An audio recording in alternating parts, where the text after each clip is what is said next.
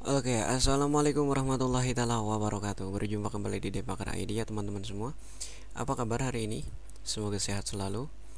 Lama sekali saya tidak update ya, atau tidak update di YouTube.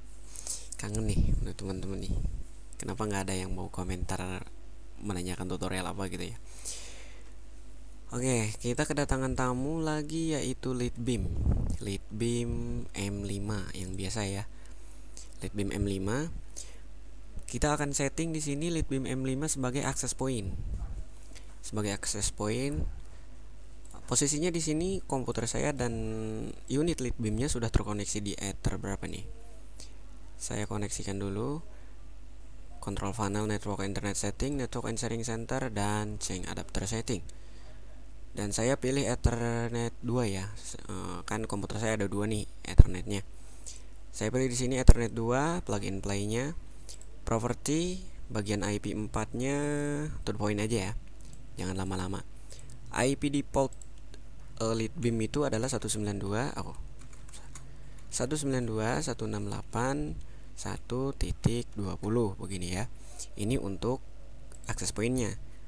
Sudah dipakai atau sudah digunakan defaultnya untuk Ubiquiti-nya. Contoh seperti saat ini saya menggunakan Leadbeam M5, bukan yang AC ya.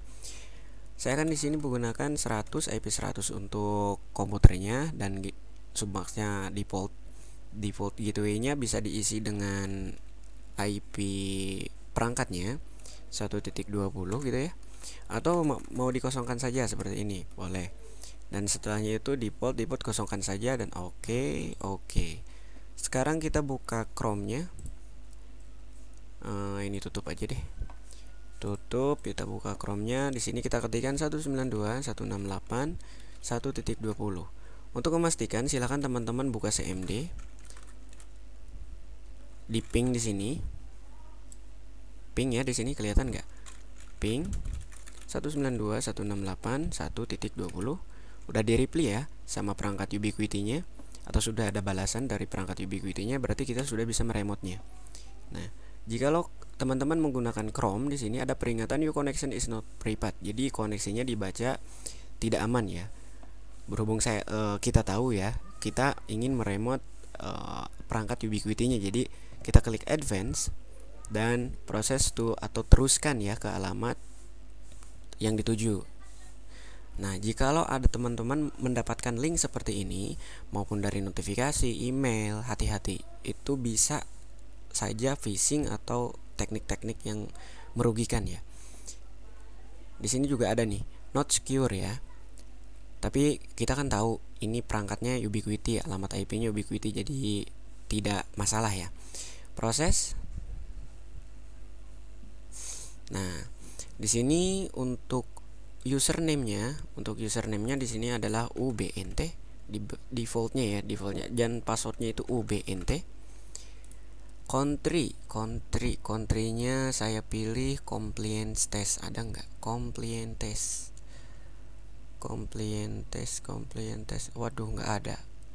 Nah, berhubung di sini nggak ada, coba saya open menggunakan Footy ya kali ya. Jadi kita loginnya menggunakan konsol. Caranya gimana untuk membuka compliance test? Teman-teman bisa mendownload aplikasi yang namanya Footy, atau mau yang dari bawaan Windows-nya, Windows R, klik CMD di sini. Nah, di sini teman-teman bisa terlebih dahulu dipastikan sudah ada replay dari perangkat Ubiquiti-nya. Maksudnya gimana? Setelah di ping seperti ini, jadi ada balasan dari Ubiquiti-nya. Jadi komputer sama Ubiquiti-nya sudah bisa koneksi ya, sudah bisa antar ping gitu. Kita akan menggunakan SSH. Kalau menggunakan command prompt, kita panggil SSH, usernya UBNT, add alamat IP-nya berapa? 192.168.1.20 ini ya. Bisa nggak? Nah, apa nih keterangannya? Katanya kamu harus please contact your system administration. Berarti harus administrasi. Kalau administrasi, klik Windows. Nah, di sini ya, klik Windows, Shift, klik kanan. Oke. kursornya ke apa, key start nih di sini. Tahan shift, tekan mouse kanan. Nah, oke. Windows PowerShell admin, klik yes. Seperti ini. Tunggu.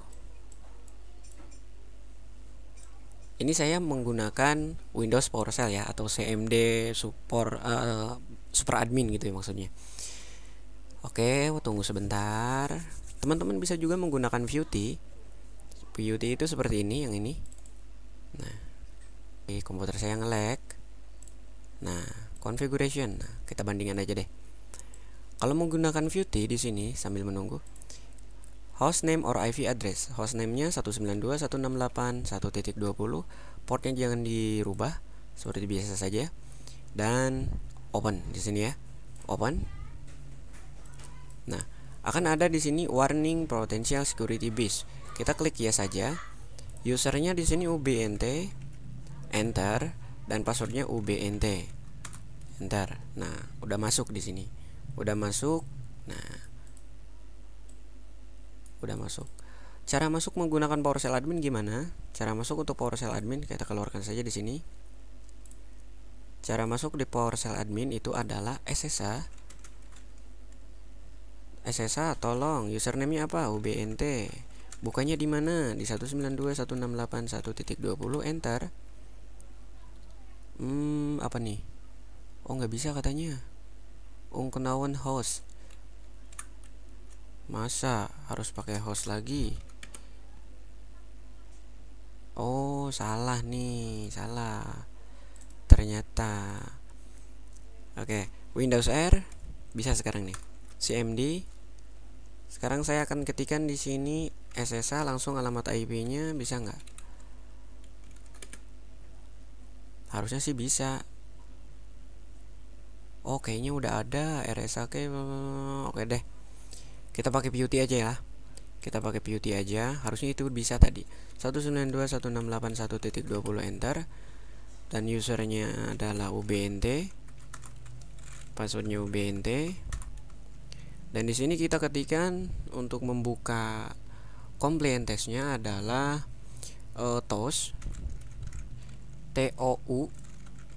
gini, garis miring etc garis miring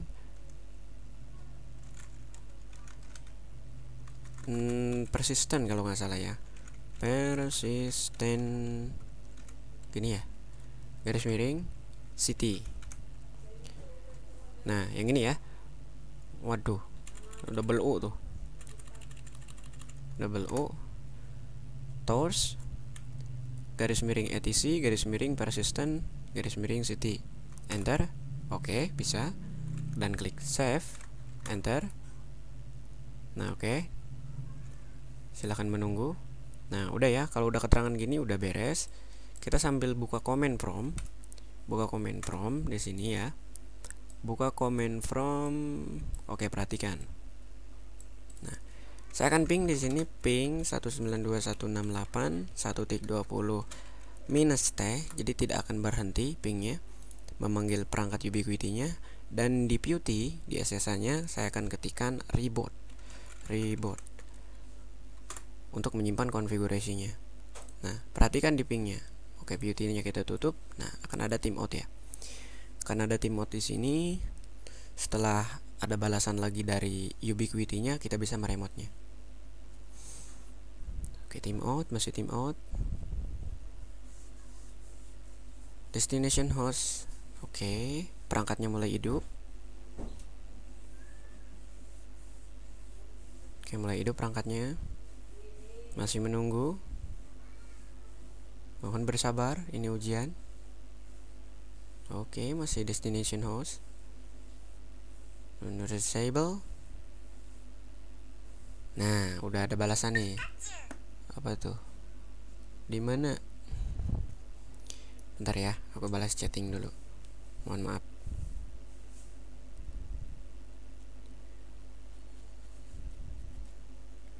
Saya sih maunya tadinya live streaming gitu ya, supaya bisa tanya jawab. Jadi saya bisa open gitu. Gimana nih kalau saya bikin tutorialnya live streaming sesuai requestan teman-teman, supaya nggak ada komentarnya OTW. Oke, langsung aja lanjut ya, takutnya ada tamu lagi nih mau ke rumah. Kita buka Chrome, langsung aja kita buka Chrome. Bagaimana dengan CMD nya? Biarkan saja. Oke, ini hapus, enter lagi. Oke, ini akan difungsikan sebagai access point gitu ya. Compliance-nya ada nggak nih? Pertanyaan saya. Usernya UBNT, passwordnya UBNT, country-nya compliance test. Nggak ada kayaknya ya. Compliance test.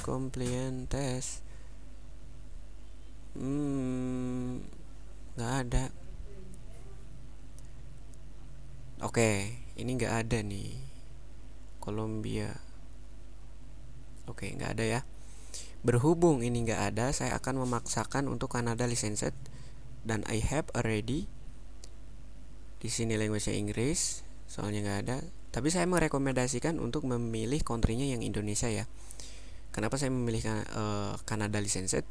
Karena ini hanya untuk pembelajaran saja. Tapi kalau udah di lapangan, saya rekomendasikan untuk menggunakan country-nya sesuai lokasi teman-teman semua. You have country in Indonesian, yap, dan login. Oke, saya tidak merekomendasikan untuk menggunakan Canada licensed. Kenapa saya menggunakannya? Karena ini hanya untuk pembelajaran saja, untuk sekedar gambaran ya, gambaran saja. Oke, login. Kenapa ini lama sekali? Oke, login ya. Masukkan lagi UBNT dan UBNT. Save. Login. Nice. Oke, dimis. Nah, di sini kita langsung saja ke bagian wireless.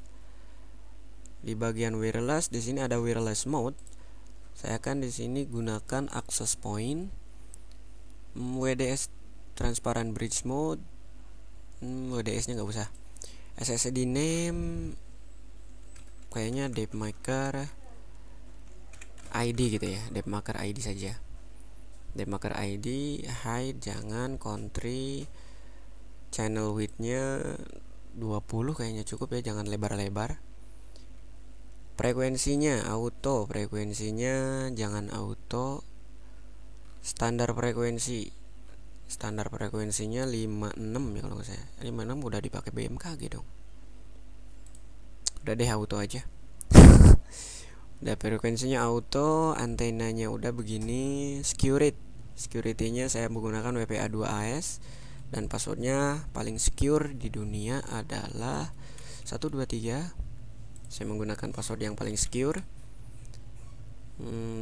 Change, klik change ini untuk menyeting nama, dan di sini disuruh default password must be changed, apply to configuration change.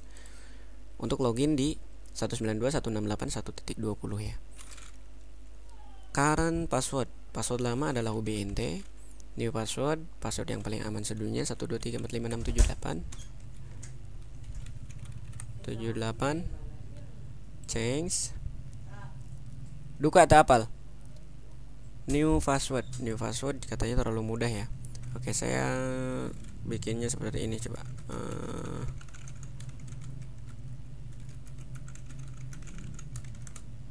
Coba di change.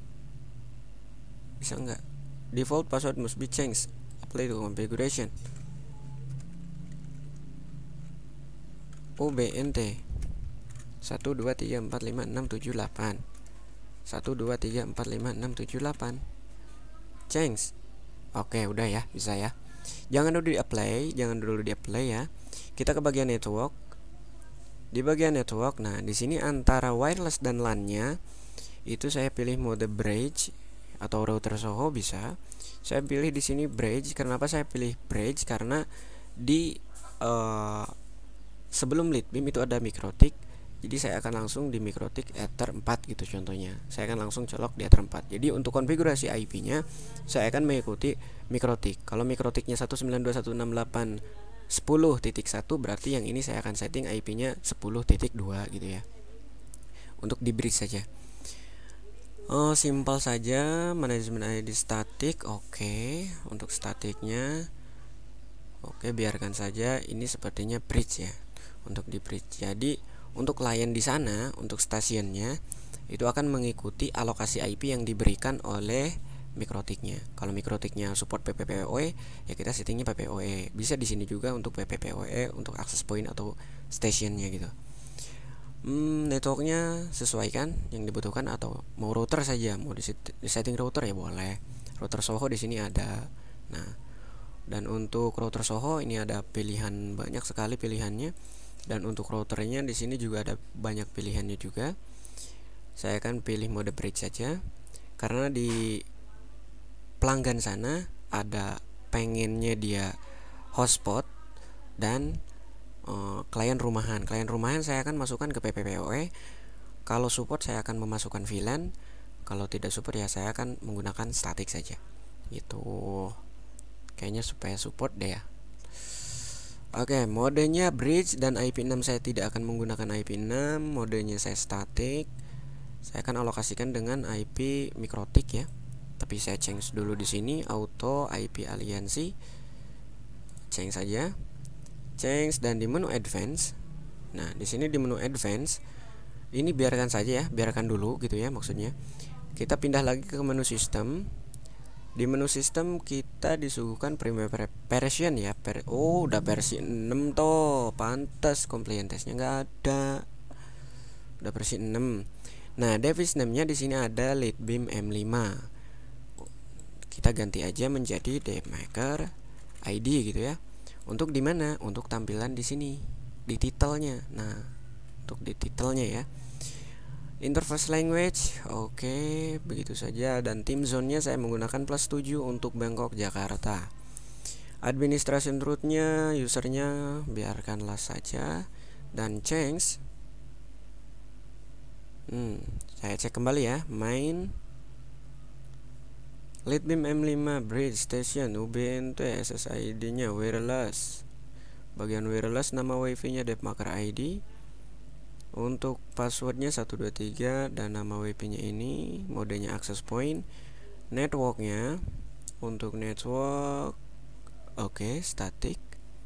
Advance-nya tidak dirubah, service-nya biarkan saja, dan di sistem oke, sudah.